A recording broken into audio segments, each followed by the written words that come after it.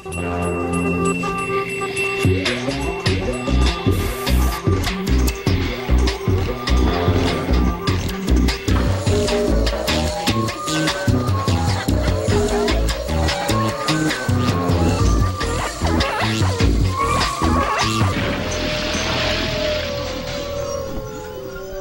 the power of Grayskull, I have the thing that I talked about dans la phrase d'avant. Bonjour, c'est Tommy Godette qui est très content d'être avec vous pour parler du long métrage de ce soir à douteux.org. On est encore dans notre rétrospective du millénaire. Ça veut dire qu'on a commencé en fait en 2000. Non, je vais commencer du début mon explication. C'est souvent fait dire que le douteux, c'est surtout des vieux films, des vieilles affaires et blablabla. Et pourtant, ben, ça n'arrête pas. Là. Les productions culturelles récentes méritent tout autant que les plus vieilles d'être questionnées.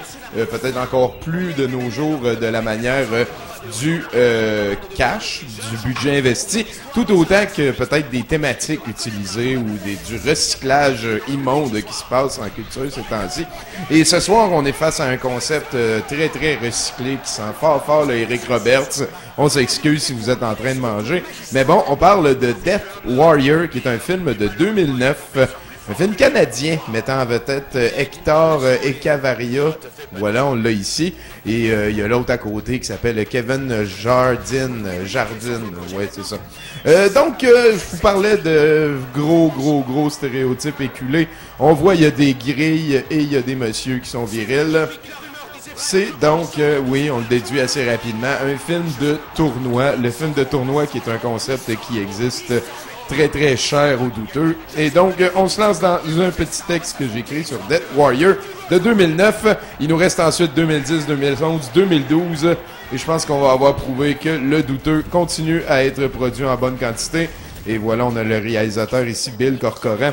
Et que malgré, malgré que nos intérêts personnels, à nous, les membres de douteux.org, soient beaucoup plus dans les vieilleries qui sont passées sous le radar des gens ou qui ont tendance à aller vers le fin fond du garde-robe, ça vaut la peine de peut-être donner un petit peu d'attention aux affaires nouvelles et récentes. Bam! Donc, Death Warrior. Malgré la traduction, en fait, je veux dire, on a le film en français ce soir et la version française de Death Warrior se nomme Death Warrior. Il faut pas se laisser avoir. Aucun acteur connu, vraiment, sauf peut-être l'acteur principal, Hector Ecavaria. Un Argentin de naissance et kickboxer hardcore 7e dan en 3 styles. Lui, il était payé pour mettre son pied dans le visage de des inconnus. Oui, peut-être pas des inconnus à un moment donné, là, mais bon. On dit sur Wikipédia que c'est lui qui aurait donné sa chance à Georges Saint-Pierre dans le film de ce soir. Death Warrior qui se veut une belle collection de sportifs transformés en acteurs. On a notamment Keith Jardine, duquel je parlerai plus vraiment. Un ex-UFC qu'on a pu savourer à sa juste valeur dans Gamer et Crank 2. Deux des meilleurs films de 2009, trônant à -8 chacun. C'était vraiment du grand cinéma. Donc c'est un film de combat, et qui dit film de combat, c'est très film de combat. En fait, c'est plus un film de tournoi. Ça se passe dans l'Arène de la Mort très souvent. Et celui de ce soir se passe dans l'Arène de la Mort. J'ai développé longtemps par le passé sur le concept de l'Arène de la Mort. Aussi, je m'y étendrai pas trop maintenant. Disons pour l'instant que l'Arène de la Mort est une attitude, un concept, plus qu'un endroit défini. En fait, l'Arène de la Mort, peu importe l'apparence qu'elle prend, n'est régie que par une seule loi. Une seule loi est appliquée dans l'arène de la loi, et cette loi très simple sera l'entièreté de ma prochaine phrase. Dans l'arène de la mort, l'unique loi est qu'il n'y a pas de loi. Et comme le film pratiquement au complet se déroule dans l'arène de la mort, il va y avoir pas mal de morts. Mais pas une quantité incroyable, mais des morts de qualité. Et oui, qualité. Donc, le vecteur d'action de l'histoire, c'est Ivan, joué par le canado-italien Nick Mancuso, qui est dans 4 films par année depuis 25 ans, mais qu'on connaît surtout pour son rôle de méchant, de méchant avec 3 lignes de texte à prononcer, dedans cuirassé en péril. Ivan, dans le film de ce soir, est méchant. Ivan est très méchant. Genre, très méchant. Oui. Pour son plaisir et sa fortune, Il kidnappe des combattants et les force via manipulation et autres tricheries de méchants. Genre, vraiment méchants. Il provoque les gars à s'entretuer dans des matchs dans l'arène de la mort. En fait, méchant de même, tu fais plus ça pour le cash ou la gloire, tu fais ça parce que t'aimes ça, t'es bon là-dedans, pis tu veux t'améliorer. Il va injecter un poison à la blonde du héros, le forçant ainsi à tuer plusieurs personnes pour sauver une seule vie. Dans cette litanie de combats sans fin, il va croiser comme adversaire JSP, Georges Saint-Pierre, le vrai de vrai, là, pendant qu'il était encore un homme qui était pas pissou, retourné avoir des commotions, là.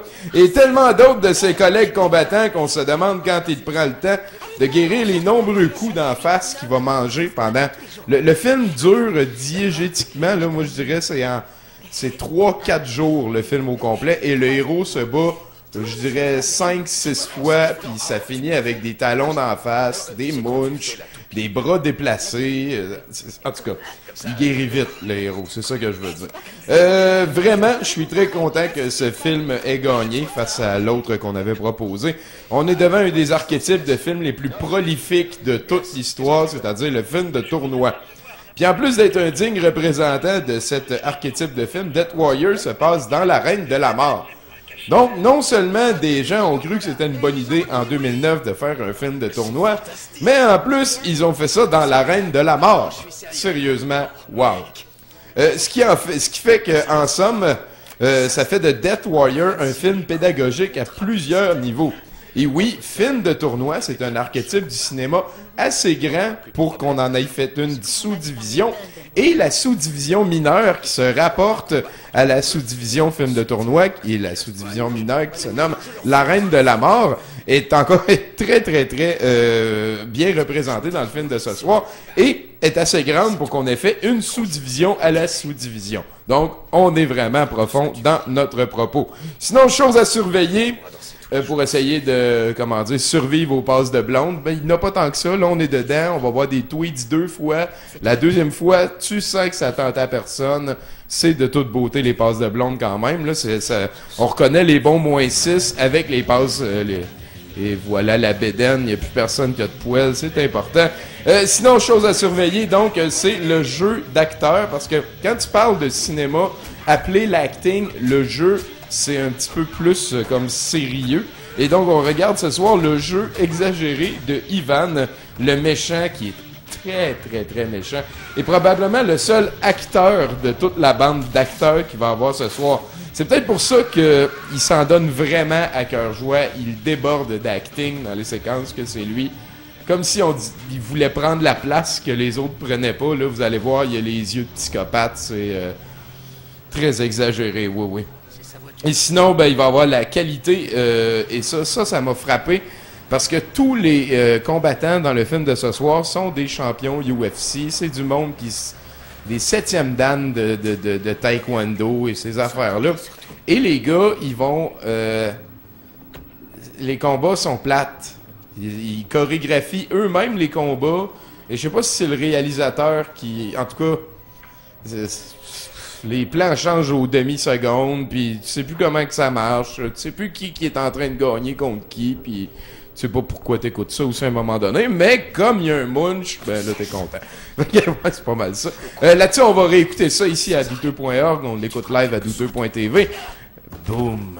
Ah, tu vois, il y a eu un coup de poing, il a fallu qu'ils mettent 2 plans. Ça, j'aime pas ça. Un coup de poing, un plan. Là, OK, s'il te plaît. Sinon, ben oui, n'oubliez pas d'aller voter. Peut-être attendre 2-3 jours sur le site que ce soit updaté. Merci à Giz à la console encore une fois. On s'en va au brouhaha manger de la pizza. Là. J'espère que j'ai réussi à convaincre Bruno. Hein. Une demi chacun, Bruno. En tout cas, merci, là. À la prochaine. 70% pour 100%. 70% pour 100%.